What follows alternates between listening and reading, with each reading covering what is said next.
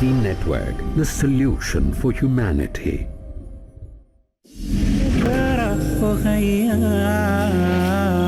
ورتل القرآن اصبح بصوتك اسمع الأكوان اقرأ كلام الله داوي نفوسنا لنحس في أعماقنا الإيمان كالحجارة قسوة فإذا وعى القرآن حين لا بالفؤاد كالحجارة. السلام علیکم ورحمۃ اللہ وبرکاتہ. نحمد و نصلی علی رسول الکریم. اما بعد، علم و آگہی اور بیداری اور تعلیم و تربیت کی اس درسگاہ روشنی علم کی، ان میں ہم بات کر رہے ہیں والدین کے کردار کی، کہ والدین کا رول، کردار کتنا اہم اور کتنا امپورٹنٹ ہوتا ہے. والدین جن سے ہمارے گھر بنتے ہیں، مکان ایک الگ چیز ہے اور گھر الگ چیز ہے. مکان سے مراد یہ کہ مٹی گارے کی ایک عمارت، دروازے کھڑکیاں جس میں ہیں اور آسائشیں ہیں. گھر وہ ہے کہ جس میں کچھ تمیز ہے، کچھ ڈسپلین اور زندگی کے ضابطے اور فارمولے کو برتنے اور پرکھنے کی وہ چیز ہے، وہ جگہ ہے. اور وہاں پر چونکہ جو رول ماڈل بنے ہوئے ہیں وہ والدین ہیں، لہٰذا ان کی زندگی کا ہر پہلو، ہر چیز بچے کی فکر اور اس کے سوچ پر اثر انداز کرتی ہے. اکثر و بیشتر ہمارے یہاں پر یہ کہا جاتا ہے، جہاں کہیں بھی جاؤ تو والدین کو ایک ہی شکایت رہتی ہے، اور وہ اسکولوں سے. بولتے وہ اسکول ہے نا، اسکول وہاں پڑھائی برابر نہیں ہو رہی. ہمارے بچے بہت افلاطون بچے، بہت زبردست بچے، لیکن وہ اسکول برابر نہیں، وہاں ٹیچرز پڑھانے رہے وغیرہ وغیرہ. والدین بھول جاتے ہیں کہ جس اسکول کی طرف آپ انگلی اٹھا رہے ہیں وہ آپ کے بچے کا پہلا اسکول نہیں ہے. آپ کے بچے کا پہلا اسکول ہے اس کی ماں. ماں کیا سوچتی ہے، ماں کی فکر کیا ہے، ماں بچے کا پہلا اسکول ہے. آپ کے بچے کا دوسرا اسکول ہے اس کا گھر. گھر میں کیا ہو رہا ہے، کھوٹ کپٹ، حسد، جلن، غیبتیں، سازشیں یہ ہو رہی ہیں، یا پیار محبت، بڑوں کا ادب، کیا سکھائے گھر. گھر آپ کے بچے کا دوسرا اسکول. جو میں تو کہتا ہوں کہ گھر آپ کے بچے کا اسکول نہیں، کالج نہیں، وہ تو یونیورسٹی ہے. یونیورسٹی ساری چیزیں ہمارے بچے جو ہیں وہ گھروں میں ہی سیکھتے ہیں، ہر چیز گھر میں سیکھتے ہیں. اسکول میں آج یہ مسلم ہو گئی بات، بالکل ثابت ہو گئی، اور وہاں پہ جا رہے ہیں تو سائنس پڑھنے کے لیے، جغرافیہ اور میتھمیٹکس اس کے لیے جا رہے ہیں. لیکن زندگی کے یہ سارے سبق، اخلاقیات، یہ ساری چیزیں اس کو گھر میں ہی سیکھنے مل رہی ہیں. کیسے؟ اس کی مثال دیں گے. فرض یہ ایک صاحب ملنے والے آ گئے، امی ابا بیٹھے ہوئے، ایک صاحب ملنے والے آ گئے. اب ابا جو ہیں وہ فرد مسرت سے بہت خوشی میں چلا اٹھے، ارے آئیے آئیے آئیے نذیر بھائی آئیے، آپ کہاں، تو عید کا چاند ہو گیا، آپ آتے بھی نہیں، کیا بات ہے، آپ وہیں آتے، وہیں سے چلاتے، آپ کو آنا چاہیے، آپ کو دیکھنے کے لیے آنکھیں ترس گئی ہیں وغیرہ وغیرہ. سبھی 10-15 منٹ کے بعد نذیر بھائی چلے گئے. جیسے ہی چلے گئے تو ابا کہتے ہیں خواہ آ گیا تھا یہاں پر، ارے وہاں آئے تھے وہیں جانے کا تھا، یہاں کائے کو آنے کا تھا، ہم کو ستانے کے لیے. میں بھی ڈسٹرب ہو گیا، میرا یہ ٹائم چلا گیا، تم کو بھی چائے بنانی پڑی بلا وجہ کا. اب بچہ ہکا بکا، ارے ابھی 10-15 منٹ پہلے تو وہ نذیر بھائی کے اوپر جان نثار ہو رہی تھی، اور جیسے وہ چلے گئے تو ان کی غیبتیں ہو رہی ہیں. غیبتیں وہ سیکھ رہا ہے بچے گھروں میں، اپنے گھر میں سیکھ رہا ہے، اس کے لیے کسی اسکول میں نہیں گیا ہو. اور یہ پھر غیبتیں جو ہیں وہ عجیب و غریب شکلیں اختیار کرتی ہیں آگے چل کر، اور بڑی موٹی موٹی شکلیں اختیار کر دیتی ہیں. وہ زندگی بھر غیبت ہی کرتا رہے گا. وہ کسی آفس میں جائے گا تو اپنے باس کے سامنے جی حضور جی حضور، یس سر کہے گا. باس جیسا ہے منہ پھر گیا، پاگل آدمی یار، کوئی سمجھتا نہیں اس کو، خالی میں اپنا یوں ہی یس سر کرتا ہوں. میں جہاں کہیں جائے گا تو صرف غیبتیں کرے گا، اس کی ساری زندگی اس میں گزر جائے گی. کچھ اس حد تک کہ وہ دوسروں کے سامنے اپنی بیوی کی غیبت کرے گا, بیوی جو ہے وہ شوہر کی غیبت کرے گی, اور بچے اگر باہر گئے ہوں تو ان بچوں کی غیبتیں بھی کرتے بیٹھیں گے. وہ بھی دیکھیں گے کہ کہیں یہ بچے یکجا نہ ہو جائیں, ایک نہ ہو جائیں, ان میں بھی کسی ہے وہ کچھ نہ کچھ رکھنا ڈالیں گے, کچھ نہ کچھ دل میں فتنہ ڈالیں گے, آپس میں لڑائیں گے ان کو. بات شروع ہوئی تھی چھوٹے سے غیبت سے. یہ غیبتیں اسے سیکھی کہاں؟ کسی اسکول میں, کسی کالج میں نہیں, اپنے گھروں میں, وہاں پر اسے سیکھی. یا جھوٹ بولنے کی عادتیں, بہانے بازی, یہ ساری چیزیں جو ہیں وہ گھروں میں ہی سیکھتا ہے. اور اس لیے ماں باپ کا رول جو ہے وہ واقعی ایک آئیڈیل اور مثالی رول ہونا چاہیے, ورنہ کوئی بات نہیں بنتی ہے. بات ہو رہی تھی کہ لڑکے خاص طور پر جو باتیں نہیں سنتے ہیں, اور یہ بڑا مسئلہ ہے, بڑا توازن بگڑ گیا ہے پوری سوسائٹی کا, پورے قوم کا, پورے سماج کا. لڑکیاں پڑھ رہی ہیں, خوب پڑھ رہی ہیں, لڑکے نہیں پڑھ رہے ہیں, وہ دھیان دیتے بھی نہیں ہیں, پڑھتے بھی نہیں ہیں. بے جوڑ رشتوں کی بھٹی تپ رہی ہے ہمارے یہاں پر. انتہائی ذہین بچیوں کے حصے میں اتنی الڑ گنوار قسم کے نوجوان آ رہے ہیں ان کی زندگی کو تباہ کرنے کے لیے. اور لڑکے جو ہیں وہ پڑھنا پڑھانا, نظم ضبط, ڈسپلن, ان سب سے اعلیٰ اپنے آپ کو سمجھ رہے ہیں. معاملہ کیا ہے؟ یوں لگتا ہے کہ معاملہ ہاتھ سے نکل چکا ہے. کہیں تو شروعات کرنی چاہیے ہمیں, دیر سے صحیح, شروعات کہیں سے کرنی چاہیے. اصلاح معاشرہ کی یہ اگر تحریک شروع کرنی ہے کہ لڑکے بھی سنجیدہ بنیں, سیریس بنیں اپنی ڈیوٹیز میں, اپنی اسٹڈیز میں, وہ بھی پڑھائی کریں, وہ بھی آگے بڑھیں, تاکہ اچھی بچیوں کے لیے اچھے لڑکوں کے رشتے آ جائیں, اچھے جوڑے بن جائیں. اس کا آغاز کہاں سے کرنا ہے, اس کی شروعات کہاں سے کرنی ہے؟ نمبر ایک یہ کہ بیٹوں کی پیدائش پر مٹھائی بانٹنا بند کر دو. پہلا کام یہ کرو, بیٹوں کی پیدائش پر مٹھائی بانٹنا پہلے بند کر دو. کیا ہوتا ہے ایک میٹرنٹی ہوم میں, ایک اسپتال میں ہمارے یہاں پر منظر, فرض کیجئے کہ نرس نے آ کے بول دی کہ بیٹا پیدا ہوا ہے. ارے بیٹا ہوا ہے, خاندان کا چراغ, دعوتیں ہو رہی ہیں, مٹھائیاں بانٹی جا رہی ہیں, وہ بھی ہو رہے ہیں. جیسے نرس نے آ کے بتائی کہ بیٹی ہوئی ہے, ٹھیک ہے, اللہ کی مرضی, اسے بیٹا کسی اور کی مرضی سے پیدا ہونے والا. تو بیٹی ہوئی ہے تو ماتم ہو رہا ہے, اور بیٹا ہوا ہے تو خوشیاں منائی جا رہی ہیں. وہیں سے ان بیٹوں کا امپورٹنس شروع ہوتا ہے, وہیں سے ان کی اہمیت شروع ہو جاتی ہے, اور وہیں سے وہ سمجھتے ہیں کہ ہم کچھ ہیں. تو پہلا کام یہ کیجئے جو ہوا ابھی کم سے کم, کہ بیٹوں کی پیدائش پر مٹھائی بانٹنا بند کر دو. پہلا کام یہ کرو. نمبر 2, بیٹوں کو بڑھاپے کی لاٹھی سمجھنا بند کرو. ارے وہ بڑھاپے کی لاٹھی ہے, بعد میں سنبھالے گا نہیں میرے کو, میرے کام نہیں آئے گا, ہم کچھ بولوں گا ناراض ہو جائے گا, اس لیے جو ہے جیسا کر رہا ہے کرنے دو, بعد میں مجھے سنبھالے گا. اللہ رزاق ہے, اللہ رزق دینے والا ہے. آپ کا بیٹا آپ کو رزق نہیں دینے والا ہے. وہ کیسے رازق ہو سکتا ہے, وہ کیسے رزاق ہو سکتا ہے؟ اللہ آپ کو رزق دینے والا ہے. اور اس لیے آپ اس کی ہر چونچلے, ہر چیز برداشت کیے جا رہے ہیں کہ بعد میں آپ کو سنبھالے گا. اور کیا سنبھالے گا؟ اور اس قسم کا اگر بڑی ہی بد اخلاقی کے ساتھ میں وہ جیا بڑا پڑا تو وہ آپ کے لیے کوئی سرمایہ نہیں, ایک بوجھ بن جائے گا, وہ عیب بن جائے گا, داغ بن جائے گا آپ کی زندگی کا. کسی کو بول نہیں پائیں گے کہ ہاں یہ میرا بیٹا ہے. اس لیے ابھی سے اس پر جو ہے وہ آپ کی نگرانی ہر لحاظ سے ہونی چاہیے. تیسری بات یہ کہ جو سختی آپ اپنی بیٹیوں کے ساتھ میں کرتے ہیں وہی سختی آپ اپنے بیٹوں کے ساتھ میں کیجیے. بیٹیوں کو کیسا کہیں گے؟ بیٹی کہتی ہے امی میں ذرا ایک کتاب دینے جا رہی ہوں اپنی سہیلی کی. ٹھیک ہے, 5 منٹ جانے میں, 5 منٹ آنے میں, 2 منٹ بات کرنے میں, 12 منٹ میں واپس آ جاؤ. وہ بیچاری 11 منٹ میں واپس آتی ہے. اب لڑکا دوپہر کے 3 بجے کہتا ہے, دوپہر کے 3 بجے وہ ایسے بالوں سے اسٹائل کرتے ہو, کہتا کیا ہے؟ وہ ہلتا زیادہ ہے, بولتا کم ہے.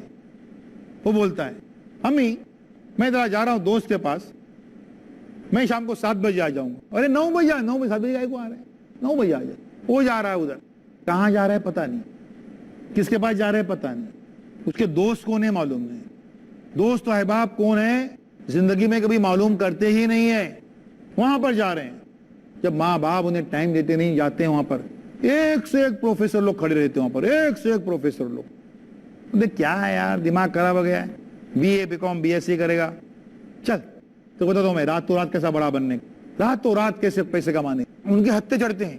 اور یہ جو لڑکے لوگ خاص طور پر گھروں سے باہر بھاگتے ہیں, جو گھروں سے باہر جاتے ہیں, اس کی بنیادی وجہ یہ ہے کہ ماں اور باپ دونوں کے پاس وقت نہیں ہے ایک, اور وہ جینڈر ڈفرینسیشن جو ہے وہ کر رہے ہیں کہ لڑکیوں کے ساتھ ایک پیمانہ ہے, لڑکوں کے ساتھ ایک پیمانہ ہے.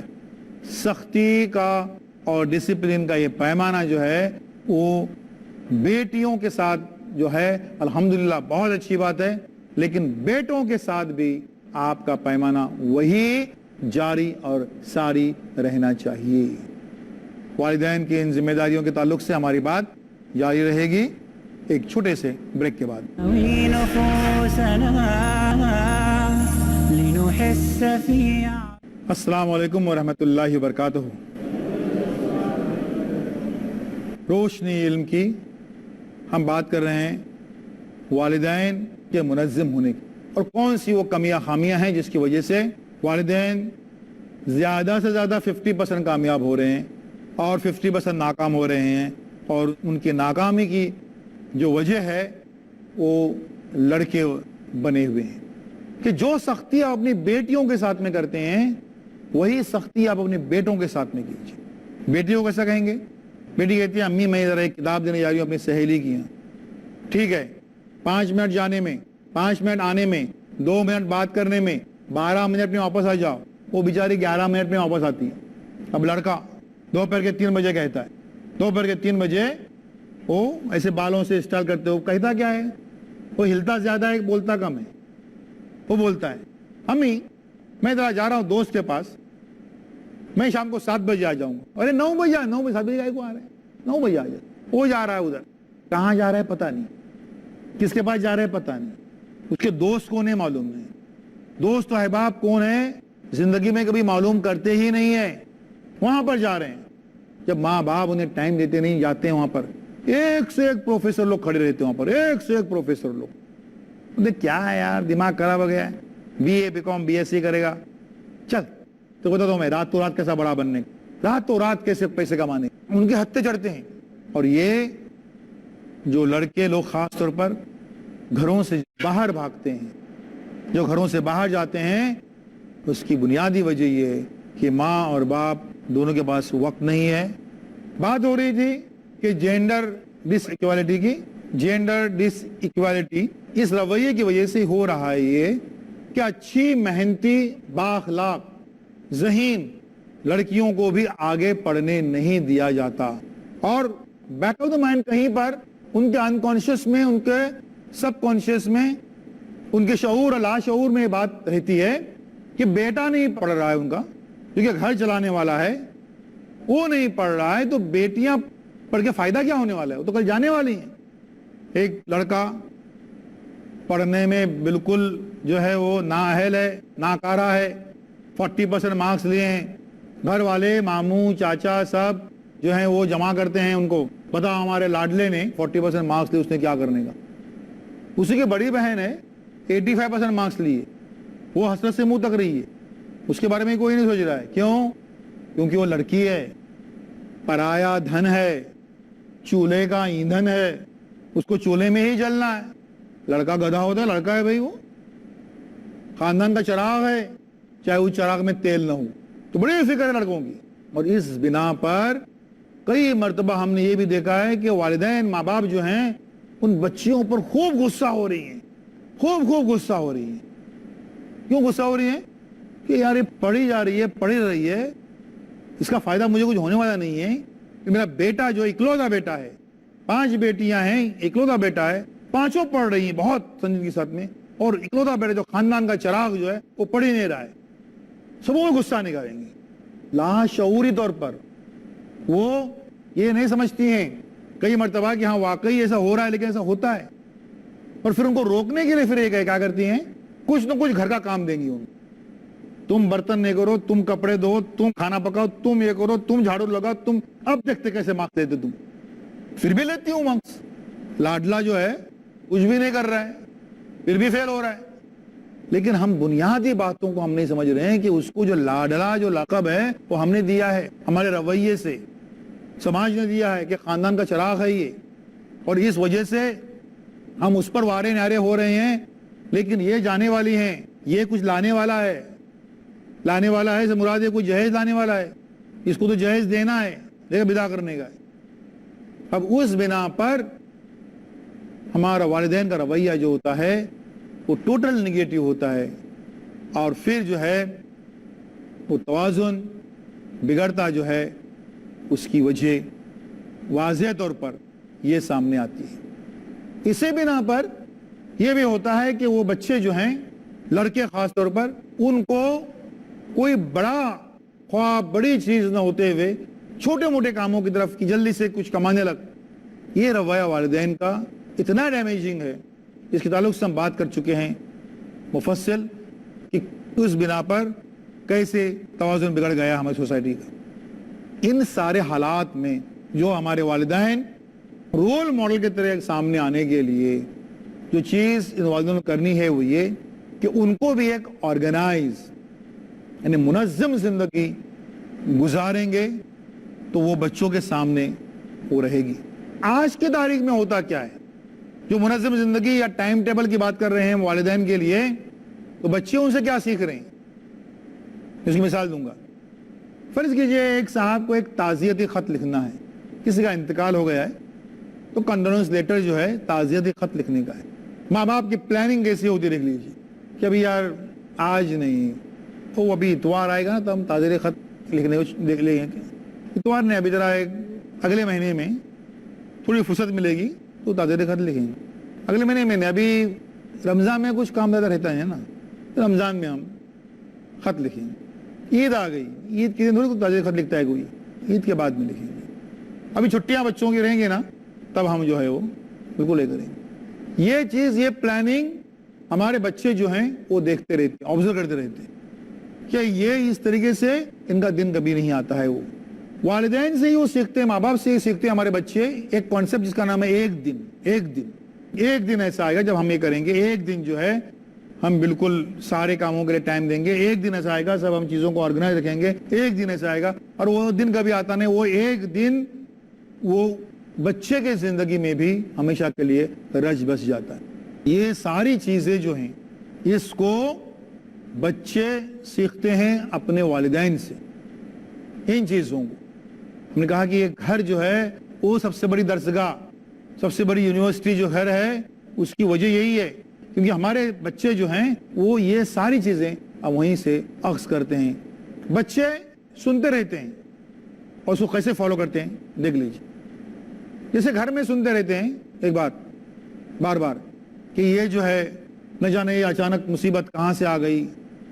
بچوں کو دینا بیٹھتا ہے, کوئی ایگزام آ گئی, بچے اس کو نقل کرتے ہیں فوراً, نہ جانے یہ اچانک ایگزام کہاں سے آ گئی.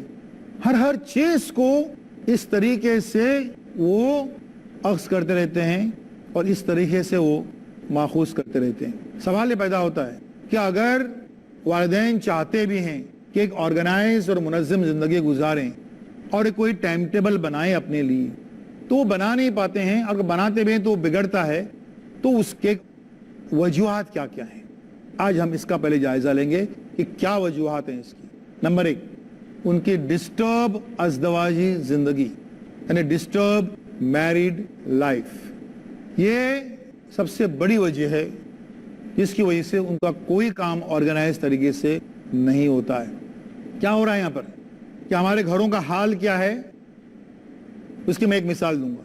ماں باپ بیٹھے ہوئے ہیں, بچہ جو ہے وہ تاریخ کی کتاب پڑھ رہا ہے, ہسٹری کی کتاب پڑھ رہا ہے, جنگوں کے بارے, پہلی جنگ عظیم, دوسری جنگ عظیم, سب وارز کے بارے میں پڑھ رہا ہے. بچہ جو ہے وہ کتاب پڑھتے پڑھتے اپنے ابا سے سوال پوچھتا ہے کہ ابا یہ لڑائیاں کیسے شروع ہو جاتی ہیں. تو ابا کہتے ہیں سن بیٹا, فرض کرو کہ امریکہ اور چائنا کے درمیان کچھ اختلاف پیدا ہو جائے. تو ماں فوراً ٹوکتی ہے, ارے یہ امریکہ اور چائنا کے درمیان اختلاف کیوں پیدا ہو جائے گا. تو ابا کہتے ہیں نہیں, میں خالی ایک مثال دے رہا ہوں. کیوں مثال دے رہے آپ, مثال کیوں دے رہا بھائی سے, مثال کیوں دے رہا بھائی سے. بچہ کہتا ہے بس امی ابا معلوم ہو گیا کہ لڑائیاں کیسے شروع ہو جاتی ہیں. ہمارے گھر لڑائیوں کے میدان بنے ہوئے, جھوٹی انا کی جنگ, ماں باپ کی جھوٹی انا کی جنگ, اس کے میدان بنے ہوئے ہیں. ماں باپ کی جھوٹی انا کی اس جنگ میں جیتتا کون ہے؟ کوئی نہیں. ہارتا کون ہے؟ ان کے بچے. مسلسل زندگی کی جنگ ہارتے رہتے ہیں, مسلسل ہارتے رہتے ہیں جب, اور کبھی احساس بھی نہیں ہوتا والدین کو کہ ان کے اس جھوٹی انا کی جنگ میں جو ہے وہ بچے کس طریقے سے پیچھے جا رہے ہیں. لہذا یہ جو ڈسٹرب ازدواجی زندگی ہے, یا آپ کے بچے کے مستقبل, اس کے ساری پلاننگ, سارے منصوبوں کو ختم کرنے کے لیے کافی ہے. چلیے ازدواجی زندگی یہ کیا ہے؟ اللہ تعالیٰ فرماتے ہیں سورہ روم سورہ نمبر 30 آیت نمبر 21 میں کہ ہم نے تم سے تمہاری ہی جنس سے جوڑے پیدا کیے تاکہ تم ان سے سکون حاصل کر سکو. سکون کی بات ہو رہی ہے. اللہ تعالیٰ فرماتے ہیں سورہ فرقان سورہ نمبر 25 آیت نمبر 74 میں کہ اس میں ایک دعائیہ انداز میں یہ بات کہی گئی ہے کہ اللہ میری بیویوں اور میری اولاد سے میری آنکھوں کے لیے ٹھنڈک عطا فرما. آنکھوں کی ٹھنڈک کی بات ہو رہی ہے, سکون کی بات ہو رہی ہے. اور ہمارے گھر ہیں کہ بوائلنگ چیمبرز بنے ہوئے ہیں, ابلتے ہوئے چیمبرز یہ بنے ہوئے ہیں. اور اس کی وجہ کیا ہے کہ یہ آپس میں نا اتفاقی, نا چاکی, اکثر و بیشتر بات چھوٹی ہوتی ہے لیکن بات بڑھتی جاتی ہے. ازدواجی زندگی ڈسٹرب ہوتی ہے. ازدواجی زندگی ڈسٹرب ہونے کی بہت ساری وجوہات ہیں. ان میں سے آج جو سامنے جو وجہ آ رہی ہے بہت بڑی, جو ایک وجہ سامنے آتی ہے, ایک ایسی بیماری جو کینسر سے زیادہ بری اور خطرناک بیماری ہے, اور اس کینسر سے زیادہ خطرناک اور بری بیماری کا نام ہے قرض. ماں باپ جو ہیں وہ قرض میں ڈوبے رہتے ہیں. ان میں اکثر اس معاملے میں ہاتھ جو ہے وہ ماں کا ہوتا ہے. ان کے ڈیمانڈز بڑھتے جاتے ہیں اور جو ہے وہ قرض در قرض, نہیں چھوٹا ٹی وی نہیں, بڑا ٹی وی نہیں, بڑا فریج, بڑی چیزیں, ایئر کنڈیشن, ساری چیزیں, قیمتی ڈریس, قیمتی ساڑیاں, قیمتی چیزیں, سب لیوش خرچے, بے حساب خرچے ہوتے آتے ہیں, اور اس میں کوئی لمٹ نہیں رہتی خرچوں کی, اور یہ سلسلہ جو ہے وہ چلتا رہتا ہے. اور پھر قرض کا یہ دیمک جو ہے وہ پورے گھر اور اس کے سکون کو چاٹتے رہتا ہے. ماں باپ کی ذمہ داریوں اور ایک منظم زندگی وہ کیسے گزاریں گے, اس کے تعلق سے ہماری بات کا سلسلہ جاری رہے گا. وآخر دعوانا ان الحمدللہ رب العالمین.